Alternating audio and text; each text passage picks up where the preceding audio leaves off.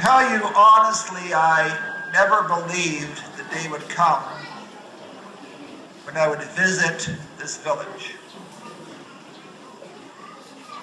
I'm very humbled. Even the day I was ordained a priest almost 32 years ago, I've never had a greater or a warmer welcome than I received today. And I can assure you this will stand out as one of the few numbers of great events I've experienced in my life. For me, this day, this welcome will last forever.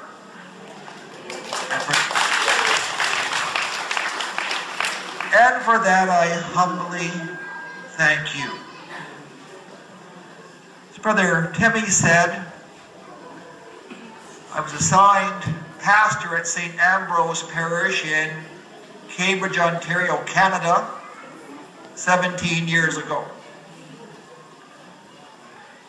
I was their pastor for 10 years. Although the parish was about 65% Portuguese from the Azores, the islands off mainland Portugal, quite a few from Belle Isle in Newfoundland, which is a province in Canada. The smallest group were the Filipino community. It was from the Filipino community that Couples for Christ arose. As a pastor, I learned very, very quickly, if you need something done, ask the Couples for Christ.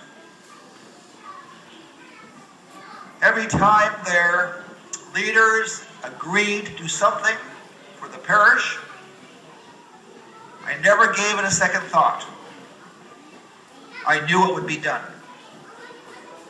And it was each time.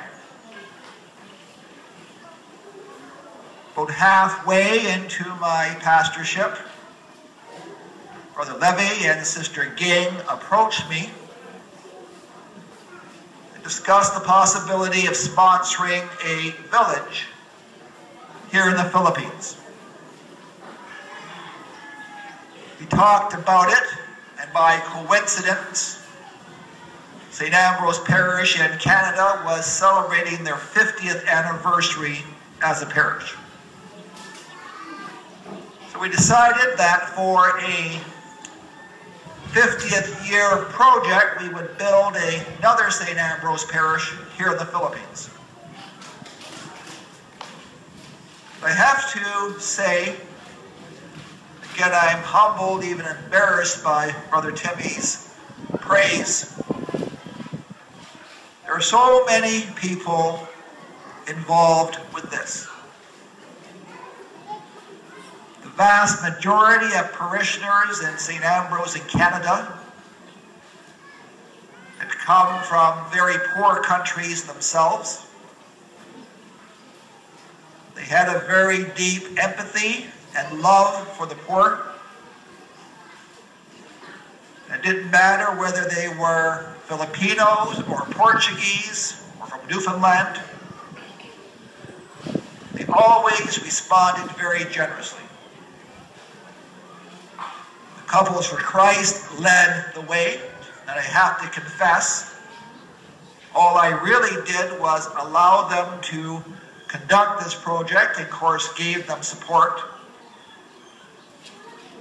But Couples for Christ, I think, deserves the greatest credit for what has been accomplished.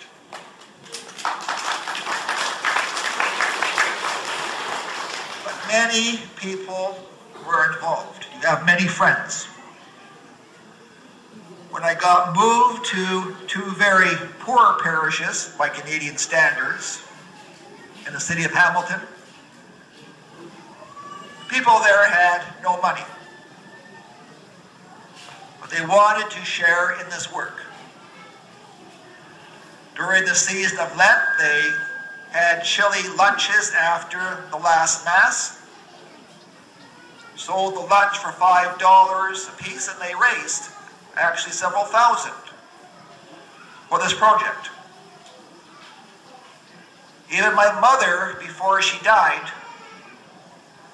made it known she wanted $6,000 put aside for St. Ambrose Village.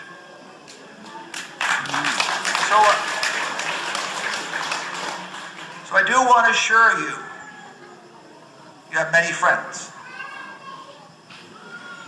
I think we all know life can be very difficult, very discouraging. To quote the phrase in that very ancient prayer of the church, the Salve Regina, sometimes we're mourning and weeping in a valley of tears. But I want you to know, especially if at times things are difficult and you feel forgotten, you have more friends than you realize. And I also want to assure you that our support and our commitment does not end. Our initial commitment was for the church and 100 houses, but that will continue.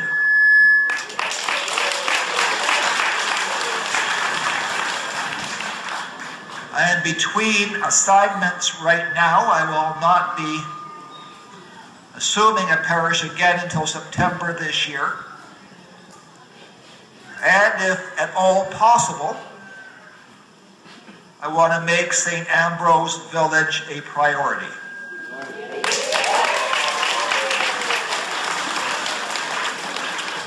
I obviously cannot promise anything because I have no idea where I'll be, but if it is possible, you can always count on at least something. And again, I would like to thank you so much. I never dreamt the day would come when I would actually come to visit this village so far away from home. But remember that you're not alone in the world. You have many friends. And I hope and I pray that this friendship will continue for many, many years to come, and that we always will, in Canada, take a very personal interest in this village. So again, thank you for this opportunity. May God and Our Lady continue to bless you. And again, with the possible exception of my day of ordination, this is one of the greatest days and events of my life. Thank you.